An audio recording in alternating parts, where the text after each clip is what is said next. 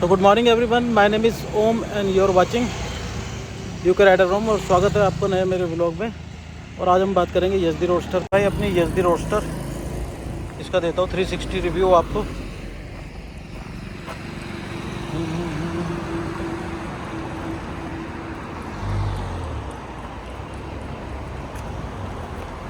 अब बैठते हैं बाइक पर और बाइक पे चलते चलते बात करते हैं, आपको दिखाता हूँ बाकी चीज़ें।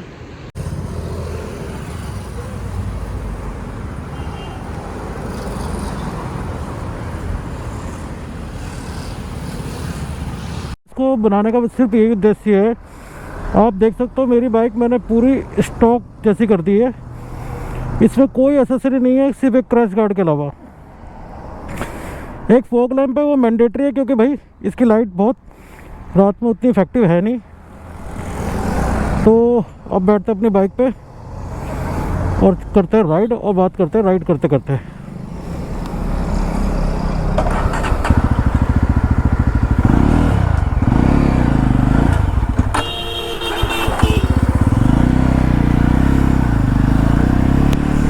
तो भाई मैंने पहले इसमें ना बहुत सारी एसेसरी लगवाई थी, जैसे कि मतलब पीछे टॉप बॉक्स का रैक, टॉप बॉक्स और सैडल स्टैंड, सैडल गार्ड जो होते हैं वो सब लगवाने के बाद ना, वैसे ही बाइक 194 kg की है। उसके बाद बाइक हो गई मेरी करीब ये लगा लो कि 194 kg प्लस 13.5 लीटर तेल आता है, मतलब 217 kg। उसके बाद ये सारी एसेसरी लगा रखी थी, आगे विंडशील्ड वगैरह ये सब मैं नई भी करना, कम से कम इनका कम से कम 10 किलो वेट मान के चलो आप। 227 kg और टॉप बॉक्स के अंदर जो आप सामान रखते हो कम से कम 7-8 किलो सामान आता है, 10 किलो तक 7-8 किलो मान लो।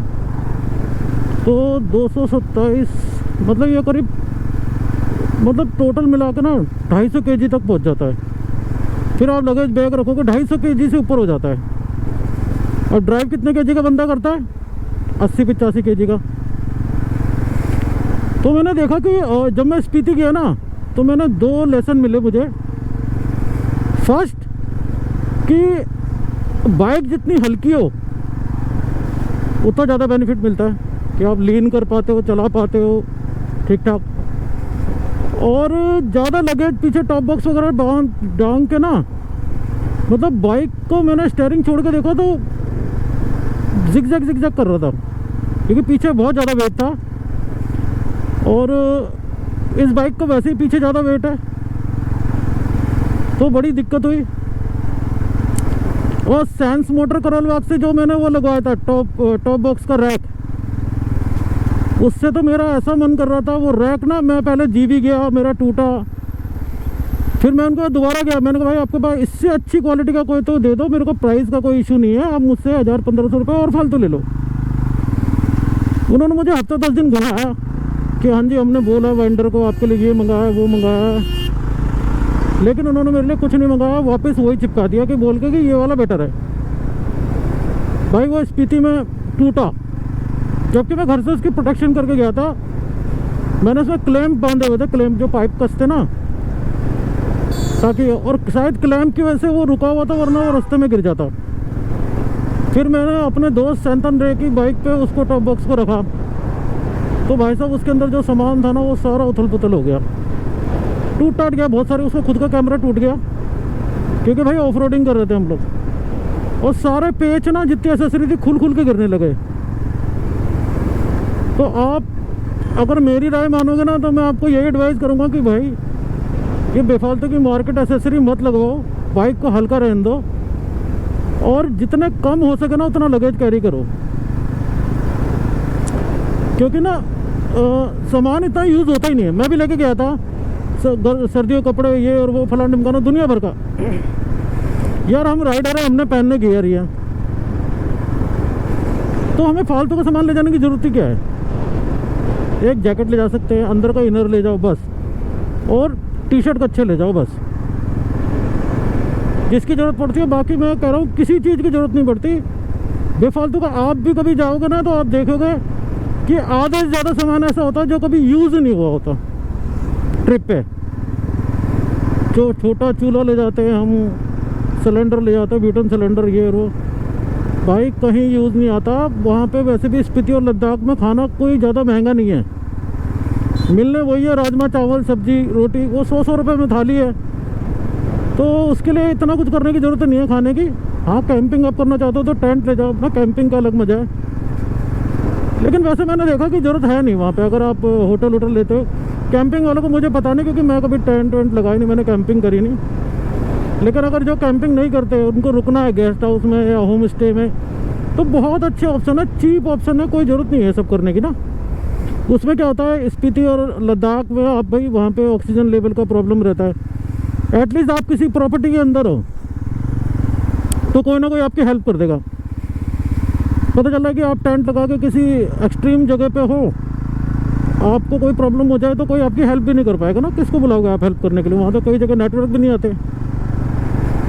तो रिस्क भी मेरे ख्याल से उतना लेना चाहिए जितना ज़रूरी हो। बाकी भाई वहाँ 100 रुपये में थाली है। होम स्टे भी हमने करा, तो जो हॉस्टल भी लिया 400 रुपये पर हेड, होम स्टे में भी 400 रुपये पर हेड। तो जब सब कुछ इतना चीप है तो क्यों इतना सामान ढोना? क्योंकि हम बाइक पे, भाई हमारे पास कोई गाड़ी नहीं है, बाइक पे उतने ही लगेज कैरी करा जाए जितना सफिशेंट हो, मतलब ज़रूरत, बिल्कुल ज़रूरत भर का। बल्कि हम तो अपनी ज़रूरतों में एडजस्ट भी कर सकते हैं। तो ज़रूरत को एडजस्ट करने लायक सामान रखो बस, फिर उसके बाद आप अपनी असली मज़ा ले पाओगे ट्रिप का। मेरे साथ मेरा दोस्त था आकाश भाई साहब, उसने बहुत KTM 390 लाइट वेट बाइक और सामान बहुत कम कैरी कर रखा था भाई साहब, पूरे ट्रिप का मज़ा लिया उसने। हम तो यही सोचते, मेरे को इतना डर लगता था सामान ज़्यादा बांध के कि कहीं बैंड वैंड पे मेरे को लगता था मैं कहीं इसको मोड़ूँ और ये पिछला टायर खड़ा ना हो जाए। ठीक है भाई, इतना सामान ले गया था मैं अपने साथ, टॉप बॉक्स, फिर बैग कपड़ों का, और मैंने मतलब दुनिया भर का इसके अंदर वो सैडल गार्ड लगे हुए हैं, वो मतलब बहुत ज़्यादा वेट हो गया था बाइक का। तो एक बार तो जब वो टूटा ना, वो सेंस मोटर वालों का जो गार्ड था भाई, करोल बाग सेंस मोटर वाले अगर बोले ना YSD के लिए वो कोई आपको एसेसरी दे सकते हैं, तो भाई साहब मत लेना। क्योंकि वो उन बंदों को कोई आपके पेन से मतलब नहीं है कि आपके संग क्या बीतेगी, वो सिर्फ चिपका देते हैं आपको। तो भाई उन्होंने दिया, मेरा ऐसा दिल कर रहा है एक बार को, तो जब रे भी परेशान, उसका सारा सामान ख़राब हो रहा है, वो कह रहा है टॉप बॉक्स नहीं लाना चाहिए था आपको। 2-3 बार ऐसा बोला, एक बार मेरा ऐसा मन करा टॉप बॉक्स को उठा के फेंक दूँ नीचे। पर जैसे तैसे फिर मैंने अपनी बाइक पे बांधा, वो रास्ते से वेल्डिंग कराया उस रैक पे, और बंजी रोप बांध के जैसे तैसे मैं घर लेके आ गया। तो मैंने फिर कान पकड़े कि भाई ओम किशोर, अब कुछ भी हो बाइक को बिल्कुल हल्का रखना है और सामान लगेज उतना कैरी करना है बस जो बहुत ज़रूरत पे काम आने वाला हो। बाकी आते कच्चे बने नहीं काम है, और कुछ काम नहीं आता। तो भाई मैं तो इस चक्कर में ना सारे, मैंने इसमें आपने देखा होगा मेरी वीडियो में विंडशील्ड लगा रखी थी, और मैंने इसमें मतलब बहुत सारी चीज़, सैडल गार्ड, ये वो दुनिया भर का सामान लगा रखा था। मैंने सब निकाल के फेंक दिया, घर पे रख दिया अपने निकाल के। और वो जो टॉप बॉक्स का स्टैंड था ना, जिस पर टॉप बॉक्स लगता है, वो तो मेरा ऐसा दिल कर रहा था कि वो सेंस मोटर वालों के मुंह में घुसेड़ दूँ। और वो ये ना यार, क्या फ़ायदा यार, मैंने 1800 रुपये दिए थे उसके, और मैंने बोला आप मुझसे और 2000 ले लो कोई बात नहीं, लेकिन चीज़ अच्छी ऐसी बनवा दो कम से कम जो आदमी बाहर जाए परेशान ना हो। नहीं जी, चलो उनका उनके साथ है, मैं क्या बोलूँ। लेकिन आपको बता रहा हूँ कि जितना, अगर इतनी हैवी बाइक्स है ना आपकी, तो भाई सामान उसमें एसेसरी लगवाओ मत यार। एसेसरी क्या होता है, जब आप ऑफ रोडिंग करोगे ना, जैसे हम गए थे वहाँ से काजा से लोसर, ये आगे चंद्रताल तो हमें बंद मिला था, मतलब वहाँ पे हीरो मोटोकॉर्प की रैली थी, तो हम लोग उसमें वहाँ पे बंद ही कर रखा था उन्होंने, तो वहाँ तो हम जा नहीं पाए। लेकिन लोसर तक में ही एक भाई साहब, उसने मेरे दोस्त ने बोबर में वो पीछे लगा देते ना कैरियर, जो गार्ड्स और प्रोटेक्टर्स है जिसमें सामान रख सके, मतलब वो पूरा खुल के बिखर रहा है। रास्ते में हम नट बोल्ट किसी के पास, वहाँ पूरी स्पीति या लद्दाख कहीं चले जाओगे, आप किससे उम्मीद करोगे ना किसी मैकेनिक के पास नट बोल्ट मिलेगा, तो नट बोल्ट भी नहीं मिलेगा, आपको निकाल के चीज़ें फेंक के आनी पड़ेंगी। वो सिर्फ आपकी मदद कर सकता है, पंचर लगा देंगे, कोई दुकान होगी तो कोई छोटी मोटी, मतलब वो किसी अगर ब्रेक शू वगैरह भी चाहिए तो किसी सिटीज़ में मिलेंगे आपको, तो मैं तो बोलूँगा कि आप उसको भी कैरी करके चलो। और ये बात करते करते ना वीडियो बहुत लंबा हो गया, लेकिन बहुत इन्फॉर्मेटिव है, इसलिए मैं बता रहा हूँ आपको, अपना एक्सपीरियंस शेयर कर रहा हूँ।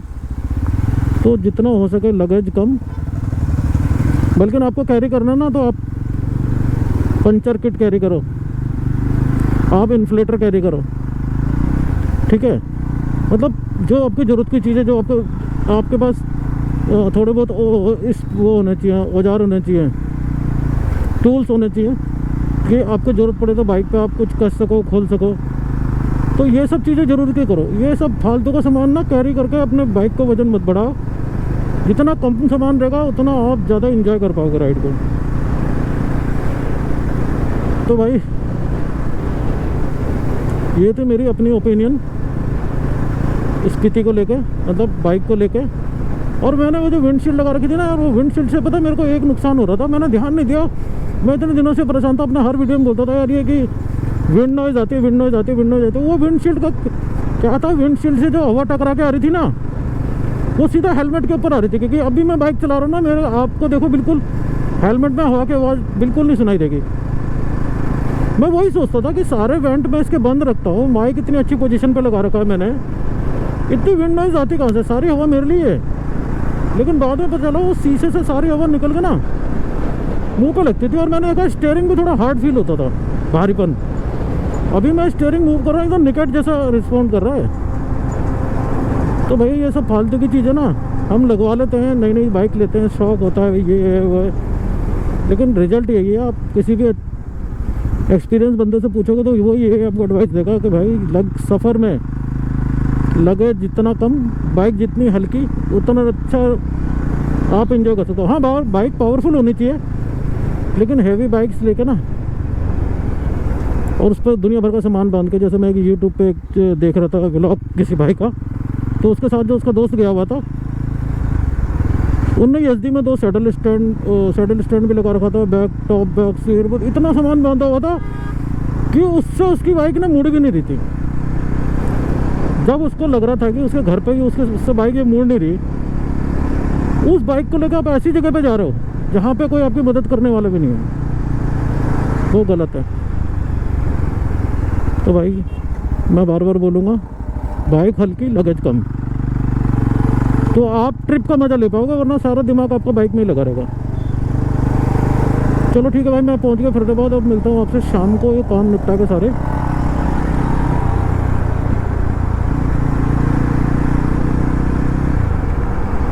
अपनी एसडी रोडस्टर से जैसे मैंने सारी एसेसरी निकाल दी ना, और बाइक इतनी हल्की फील हो रही है, और क्या रिस्पॉन्ड करती है बाइक ना। मैंने देखो अभी कई बाइकों की टेस्ट ड्राइव ली, मैं बाइकों का नाम नहीं लूँगा, हर बाइक अपनी जगह अच्छी होती है, पर यकीन मानो मेरे को ऐसा लगा ही नहीं कि यार ये बाइक मेरी बाइक से बेटर है। अब भाई मैंने देखो कोई सुपर बाइक तो ट्राई करी नहीं है, इसी 350 सीसी की सेगमेंट की बहुत सारी बाइकें ट्राई करी। भाई इस बाइक की एक खासियत है, अगर ये 80 पे भी चल रही है ना, आप थ्रोटल दोगे, 100 पे भी चल रही है, तो रिस्पॉन्ड करती है, बोलती है ठीक है, और एक्स्ट्रा देने की कोशिश करती है आपको। मतलब मेरे को ऐसा लगा यार नहीं मेरी बाइक बेटर है। मैं बीच में ऐसा मन हो गया था इसके संग, जब मैं बता रहा हूँ ना आपको, बैड एक्सपीरियंस रहा था सामान ये सब करके, क्योंकि इतने सामान के साथ कई बार ब्रेक की भी बड़ी दिक्कत देती है। तो मैंने फाइनली ये देखा कि भाई बेस्ट है बाइक, हर चीज़ हर लिहाज से बढ़िया बाइक है। अभी देखो निकेट जैसा रिस्पॉन्स कर रही है एकदम, और मतलब एवरेज 25 की है इसकी, 25 से 30, बट बाकी अल्टीमेट है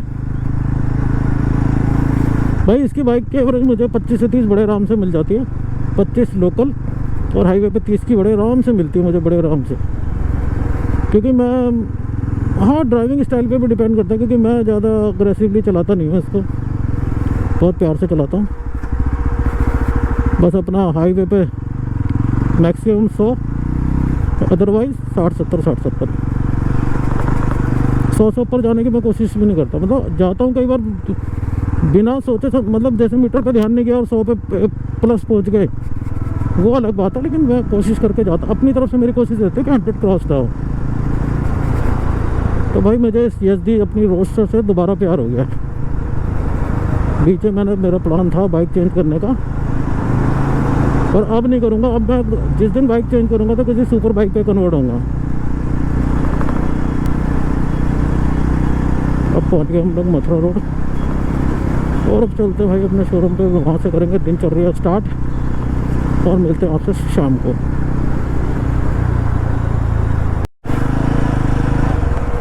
तो भाई मैं निकल चुका हूँ अपने अब घर के लिए, और टाइम हो रहा है अभी 7:06 हो रहे हैं।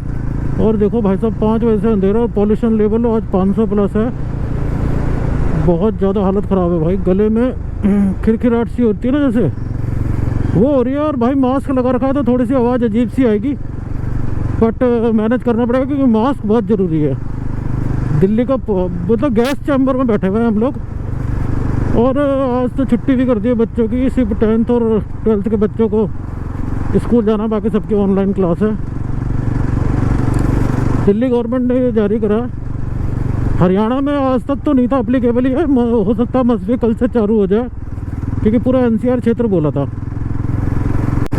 बाकी सुबह मैं डिस्कस करता ट्रैवल के बारे में कि लगेज कम तो भाई टूर बहुत बढ़िया हो जाता है, और लिटरली कोई ज़रूरत पड़ती नहीं है ज़्यादा सामान की, वो आपके ऊपर है। अब यार रहना राइडिंग गियर में ही है तो क्या ही फ़ायदा, कितने कपड़े बदल लोगे आप, क्या कर लोगे, कहाँ जाओगे फ़ोटो खिंचा के। जो ओरिजिनल है वो दिखो। और एक राइडर गंदे गियर में ही ज़्यादा सुंदर लगता है, पता चलता है राइड करके आया है। ठीक है, और बस यही है, शाम का पॉल्यूशन में बस गाड़ी चला रहा हूँ, और पहुँचते हैं भाई अपने घर की तरफ धीरे धीरे। और ब्लॉग ज़्यादा लंबा हो जाएगा, इसलिए मैं सोच रहा हूँ इसको शॉर्ट करा जाए। अब यहाँ से मैं जब सैनिक फार्म पहुँचूँगा तो फिर आपसे बात करता हूँ। थोड़ा सा इतने में यहाँ पर ड्राइव कर लेते हैं, थोड़ा अंधेरा भी रहेगा तो विजिबिलिटी भी ज़्यादा क्लियर है नहीं। तो मास्क में कैसी आवाज़ आ रही होगी आई डोंट नो। बाकी ये मेरी यजदी रोडस्टर, अब मुझे इससे दोबारा प्यार हो गया, बहुत मज़ा आ रहा है इसमें चला रहेगा। इसमें थोड़ा सा चैन सेट का इशू हो गया था, अब पता नहीं जब से मैंने स्पीति में वो ज़्यादा स्टिफ थी, वहाँ पे स्टिफनेस बहुत ज़्यादा थी, तो मैं इसको इंजन ब्रेकिंग पे लेके आया था। अब पता नहीं उससे चैन पे लोड पड़ता नहीं पड़ता, लेकिन कट कट के वो वहीं से शुरू हुई थी।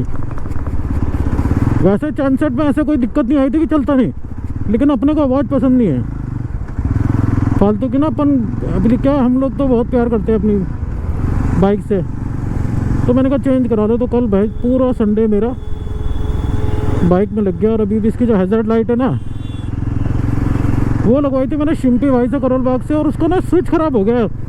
बोलो सिमटेक का है 2 बार ख़राब हो चुका है। और इस बार मेरा स्विच हुआ, किसी ने उसकी वायर भी काट दी, पता नहीं वो वारंटी में तो रिप्लेस होगा नहीं, फिर देंगे पैसे भाई, उसको लगवाएंगे नॉर्मल स्विच ऑन ऑफ वाला। ये पुश वाला स्विच है ना, बहुत बेकार है भाई। पता नहीं शिम्पी भाई ने क्या लगा, कलेश लगा के दे दिया मुझे ना। भाई मैं अपना खुद का बताऊं तो मेरा करोल बाग का एक्सपीरियंस बहुत ख़राब है, बहुत ज़्यादा ख़राब। उससे तो अपना अपने आसपास पकड़ के किसी से कुछ करा लो ना, ये तो सभी लगा रहे हैं, तो कम से कम आप उसको डेली उस पर जा तो सकते हो। अब मेरा तो साकेत के पास साउथ दिल्ली में करोल बाग नहीं हो पाता जाना। अब छुट्टी वाला दिन मैं करोल बाग में स्पेंड करूँ वो भी अच्छा नहीं लगता। इससे अच्छा तो मैं इसी से लगवा लेता, ये जो अपना इंदर है ना, इंदर ऑटो मालवीय नगर में, वो ठीक है बंदा यार, पास के पास है, प्राइस में भी कॉम्प्रोमाइज़ कर लेता है। ये लाइट लगाने के मैंने शिम्पी भाई को 6500 रुपये दिए थे, उसके बाद भी स्विच बार बार ख़राब हो जाता है। देखता हूँ इंदर ऑटो पे ही जाऊँगा, तो साली पूरी वायरिंग बदलानी पड़े, लाइट बदलानी पड़े, लेकिन करोल बाग नहीं जाऊँगा।